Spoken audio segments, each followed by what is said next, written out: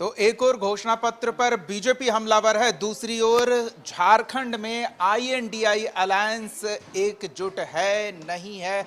Alliance में क्या चल रहा है, चुनाव की तैयारी के मद्देनजर कुछ भी स्पष्ट नहीं हो पा रहा है। अलग अलग दल अपने स्तर पर प्रत्याशियों की घोषणा कर रहे हैं, प्रत्याशी के नाम तो सार्वजनिक कर दिए जा रहे हैं, लेकिन कितनी सीटों पर कौन सी पार्टी चुनाव में उतरेगी ये सार्वजनिक नहीं हो पाया है। तो पर्दे के पीछे कुछ चल रहा है, सामने कुछ और, सामने से कंफ्यूजन दिख रहा, और अंदर खाने अगर कुछ तय भी हुआ है तो वो सार्वजनिक न होने के कारण ये भाव जनता के बीच जा रही है कि अलायंस में क्या सब कुछ ठीक है।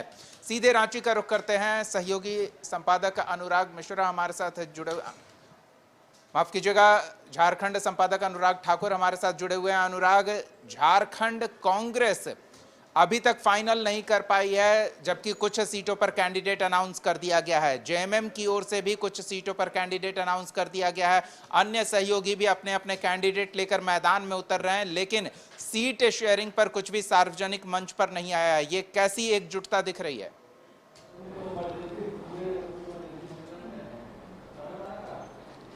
जी दीपक, बिल्कुल सही कहा आपने। जिस तरीके से इंडिया अलायंस झारखंड में अभी तक सीट शेयरिंग को लेकर तय नहीं कर पाई है और उम्मीदवारों का भी चयन अभी तक नहीं हो पाया है। अगर हम बात करें 2 दिन पहले की, तो गुलाम अहमद, प्रदेश प्रभारी गुलाम अहमद मीर रांची आए हुए थे और प्रेस क्लब में बैठक भी हुई थी, और बैठक के पहले ही बताया जा रहा था कि आज हो सकता है उम्मीदवारों का ऐलान हो जाए। लेकिन फिर उस दिन ये कह के टाल दिया गया कि नहीं, अभी और इस पे मंथन होगा, क्योंकि कांग्रेस 2 खेमों में बढ़ गया है, और अगर उस दिन नामों का ऐलान हो जाता तो हो सकता था कि अंदर का जो विरोध है वो खुलकर गुलाम अहमद मीर के सामने आ जाता।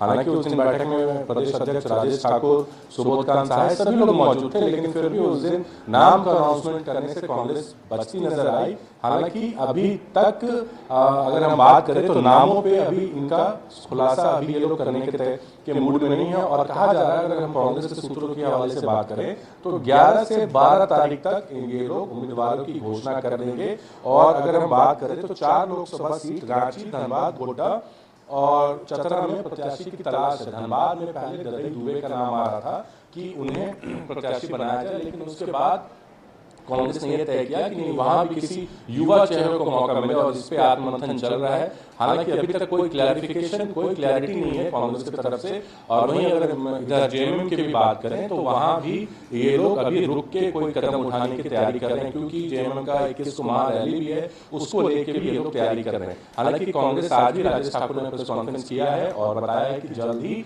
नामों की जो घोषणा है वो हो जाएगा, और कयास यही लगाए जा रहे हैं कि 11 से 12 तक नामों की घोषणा कर दी जाएगी। लेकिन सबसे बड़ा सवाल यह है दीपक कि आखिर इतनी देर क्यों, जब चुनाव के तारीख आ चुके हैं, किस फेज में कहां इलेक्शन होना है, तो कैंडिडेट अनाउंसमेंट में इतनी देरी क्यों? यही सवाल सभी लोग पूछ रहे हैं, और हमने भी यही सवाल किया। तो उन्होंने कहा कि चौथे फेज से यहाँ पे इलेक्शन शुरू है, इसलिए कोई जल्दबाजी नहीं है, हम लोगों से बात कर रहे हैं, और क्योंकि हमने 4 साल में काम किया है और हमें जनता वो 4 साल के कार्यकाल पर ही चुनेगी, तो इसलिए हम अपने तरफ से पूरी तैयारी कर ली है और हम जनता के बीच भी जा रहे हैं। लेकिन अब सभी को इंतजार है 11 से 12 तारीख तक का।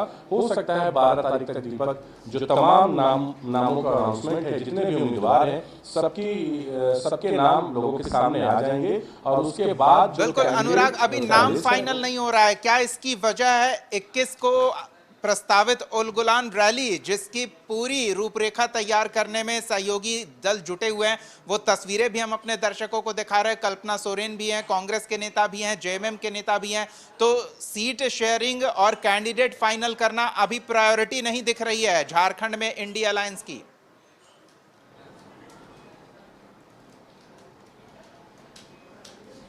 जी दीपक, बिल्कुल अभी ऐसा नहीं कहा जा सकता, क्योंकि सीट शेयरिंग को लेके दोनों ये इंडी गठबंधन में सब कुछ ठीक है, जैसे कि कल्पना सोरेन ने भी कहा था। और कल्पना सोरेन जिस तरीके से मुखर होकर लोगों से मिल रही हैं और कार्यकर्ताओं से मिल रही हैं, तो कार्यकर्ताओं में भी काफी उत्साह है, क्योंकि हेमंत सोरेन से जेएमएम के कार्यकर्ता काफी अटैच है, शिबू सोरेन से भी अटैच है। लेकिन जिस तरीके से कल्पना सोरेन ने राजनीति में एंट्री की है, और ये जो 21 तारीख को प्रभात तारा मैदान धुर्वा में जो उलगुलान महारैली का आयोजन किया जा रहा है, वो पूरा का पूरा उसकी जिम्मेवारी जेएमएम ने उठाया है। हालांकि उसमें कल्पना सोरेन ने यह भी कहा है कि इंडी गठबंधन साथ लेके चल रही है और सभी लोग मिलजुल के इस प्लानिंग को कर रहे हैं, लेकिन ये रैली पूरी तरीके से जेएमएम आयोजित कर रहा है और ये अब तक का झारखंड का सबसे विशाल रैली कहा जा रहा है कि इस तरीके से आयोजित किया जाएगा कि अब तक में झारखंड में ऐसी रैली आयोजित नहीं की गई हो। और इसमें कल्पना सोरेन ने यह भी कहा है कि इंडी गठबंधन के जितने भी सीनियर लीडर्स हैं, चाहे वो मल्लिकार्जुन खड़गे हो, राहुल गांधी हो,